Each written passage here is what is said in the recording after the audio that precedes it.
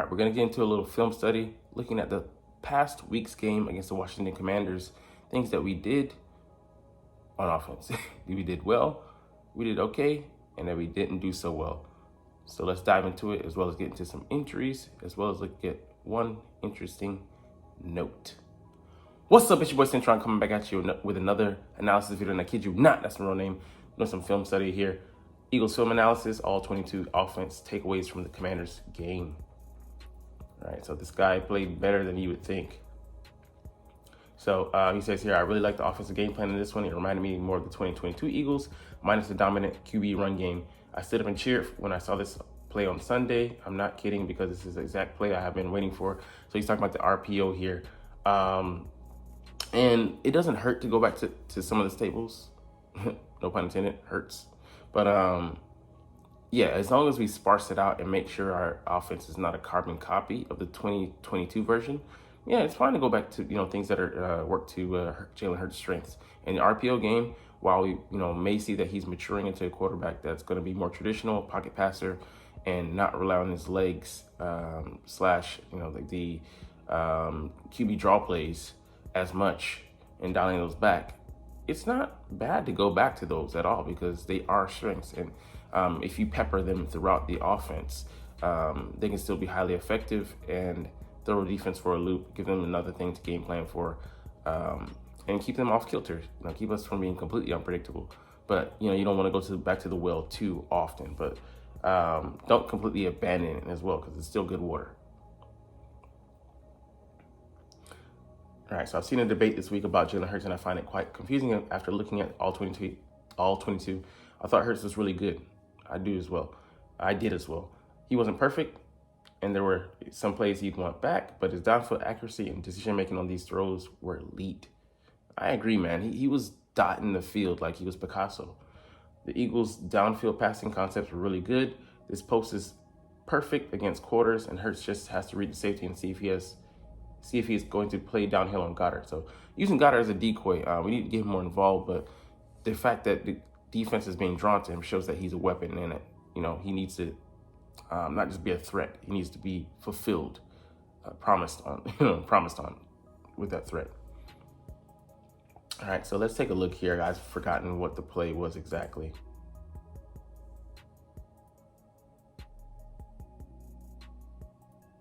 Okay, so it's a play that we went downfield. So, just giving your guy a chance to win. And, the Slim Reaper is one of the better, at least pound for pound, 50-50 guys.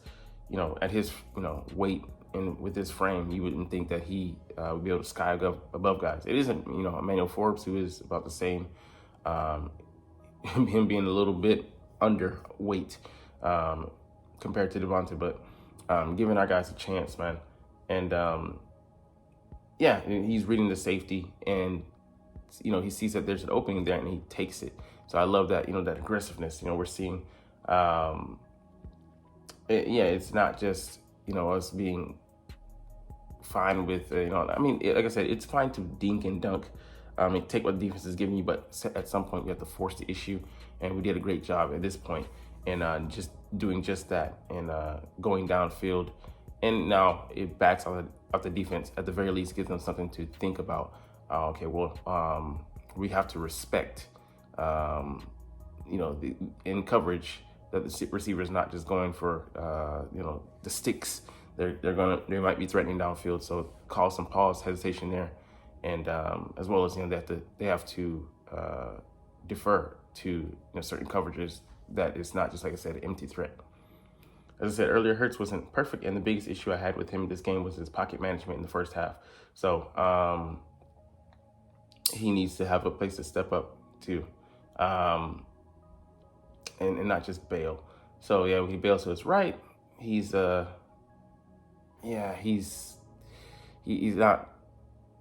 looking to throw the ball downfield. And I know that's one of his weaknesses. I think when he rolls to the right, he doesn't really complete passes, whereas as far as when he rolls to the left, it's kind of the opposite. He keeps his eyes downfield, but it's one of those comfortability things with throwing to the right side or the left side. So, and this is the issue for me, where this, we talk about only having 3 routes downfield, and it's not the proper layering. So 3 intermediate and deeper routes, nothing short, nothing that's essentially a blitz beater, especially in times where we need that quick outlet. Hot routes, those are it's a quick way to beat the blitz, and they're not 100%, of course, but you want to have give your quarterback some option at all 3 levels, so the defense can't just hunker down, can't just have a defense like that plays to their strengths, and when it goes boom, okay, cool, but you're playing into their hands because they're game planning to stop you at maybe more so at the intermediate level, or they got the deep covered, and those routes need more time to develop, and that's essentially what a blitz does, is rush that clock and not give you enough time. So you need an outlet quick, and ideally, like I said, at 3 levels, so that it could help the defense from focusing in on one and give you an option to go to all 3 levels and maybe isolate, have more one-on-ones, and have a higher chance of completing the pass. So that's the design thing, and also execution, calling the right play. So I put that on Brian Johnson. We just have to be more diverse, and I think that'll come along with it. But because we're still only 4 games in, but I want that to be a point of emphasis going forward. That you gotta layer this offense. Those concepts have to be attacking at 3 levels. Otherwise, it's just gonna be too easy to stop us on blitzes and obvious pass situations, longer downs and distances when you need more yardage, and we're not going to have not be covering certain areas of the field. It's going to be leaving drives on the field and leaving down yards on the field. So what else can you say about Hurts when you see throws like this? So what throw was this? Okay, this is a throw to AJ down the sideline, man. So he has a cloud coverage there, and he squeezes right in between the corner and the safety coming over to help cover 2. So just a nice, confident throw, and it's a dime. He puts it right in the spot where only AJ can get it, and right in between the corner and the safety. So people saying that Hurts isn't, he's regressed and he isn't seeing the field, just asinine. You see him make plays like this, and it's just, like I said, play calling, getting comfortability, and it's a new offense. He has to get comfortable with the play caller as well. So there's that chemistry issue. All right, so let's see. Your tight end's in threat when the opposing team bites on the tight end screen. So again, Dallas Goedert being used as bait here. Doesn't better in plays like this. AJ Brown's ability to turn big plays into touchdowns is elite. So us using him as bait again. Like it was a 59-yard touchdown where AJ goes in.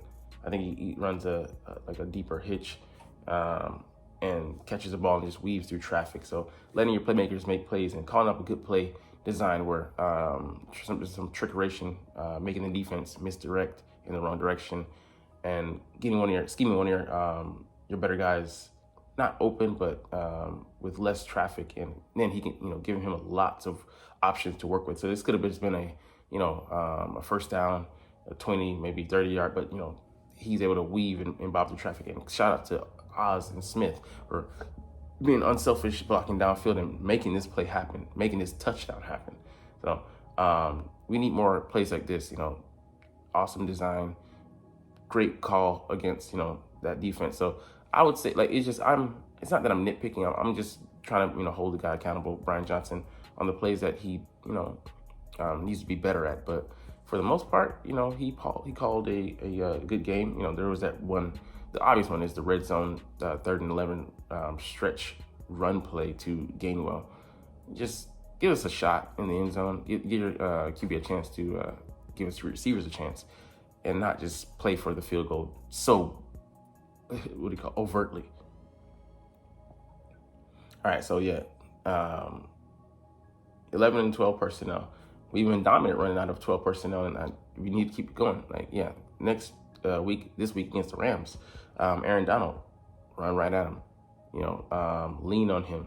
And that's the ways, we can try to hide Suapet on this line, minimize his time alone with Aaron Donald. We don't want him alone in the room with him in the booth.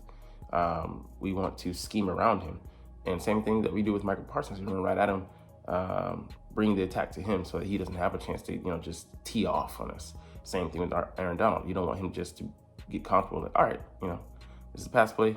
I can just, it's a 3-step drop. I'm going in there.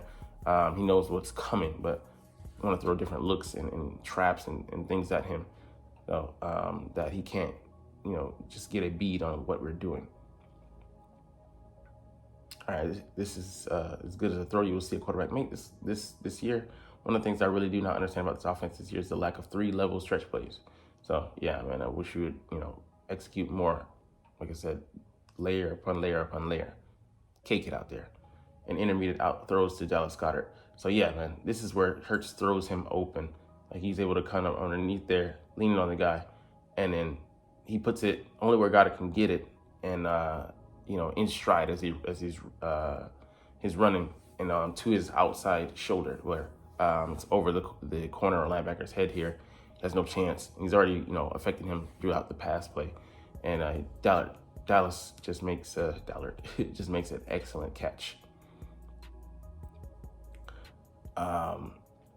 And yeah, I talked about this yesterday, I think a couple videos ago, but Hurts running. I'm fine with him playing it safe, because I think, like they're saying here, like the New England game really scarred him as far as like, damn, I really put the ball out there. I really put the game on the line as far as like put my team in a position to lose. So he's playing it safe, and he has like so much space here due to a protection breakdown, and he just makes something out of nothing. You see that he has the wheels; they're still there, but even at the end of the play, he gets out of bounds. So it leads 100% credit to that. He's just playing safer this year. He doesn't want to get hurt. He doesn't want a repeat of the Bears game after effect, where we're worse for the wear because he's not out there, and it's affected him moving forward as well, because he couldn't be 100% as physical as he wanted to be later in the year when it counts. I think if games on the line, deep in the playoff game, he's going to put himself more at risk. Still within measure, but it's not time for those games yet. We don't need that, and no point to put extra damage onto your body and rack up the body hits and be reckless when you don't need it. So yeah, and then about it's being like, yeah, it's a time versus points. You don't ever want to eschew points. You want to be smart about it. Run down the play clock, but ideally our defense should have be able to go out there and get a stop if we play man coverage tight, and not give them so much room to work with. Have the safeties back there, but maybe they're putting more stress on them. Maybe put some linebackers underneath, man on the outside, and then zone across. There's different ways to scheme it, but we'll get into the defense tomorrow and see what's going on, and as well things like that. But first, let's get to the injury report. All right, so Britton Covey, he was limited. That's good, but tomorrow will be the Japanese to show them the real make or break. So he'll be the first player, if he does clear concussion protocol, to do so within a week span this year. This guy got an epidural in his back, so I don't know. He's probably leaning towards not playing. He's obviously not playing with that foot. I don't know about Marlon, because we don't want him to tear it, and I think he's probably trending towards not playing. I would say Sydney's trending towards playing. We'll see if he plays in the slot, because we did sign Bradley Roby, but he's not ready yet. Maybe for a couple of weeks, we'll see. Maybe the Jets game, but that would be kind of a rush job. But I like Sidney Brown in the slot because he's aggressive, he's fast. Let him go out there and make some mistakes. I think that's fine.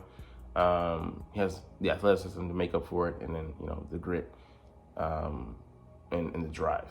All right, Justin Evans, I think he'll play. He'll be back, as well as Quez Watkins. So those positive notes. All right, let's see. Okay, so he's saying he's ruled out, so we'll see. All right, let's see. How about the oh, sorry, the Washington Commanders. Sorry, the LA Rams did not practice and did not practice. Like these two guys here, he's supposed to cover for him if he doesn't play. So man, it could be a compromise line. Are we able to take advantage of it? That'll depend on the back end coverage because we should have been eating these past couple matchups, but secondary didn't allow the D line to take advantage, which is sad. That's coaching. All right, he's trending in the right direction. Kyren Williams, I think they're leading rusher, limited. Doesn't matter. Cooper Kupp, full, so I think he's going to play. Matthew Stafford, full, I think he's going to play through the pain, so we'll see. Yeah, even if they do play, yeah, it won't be 100%. So, all right, let's get into our last thing today, the NFL picks. So, I think only one person doesn't have the Eagles slated to win.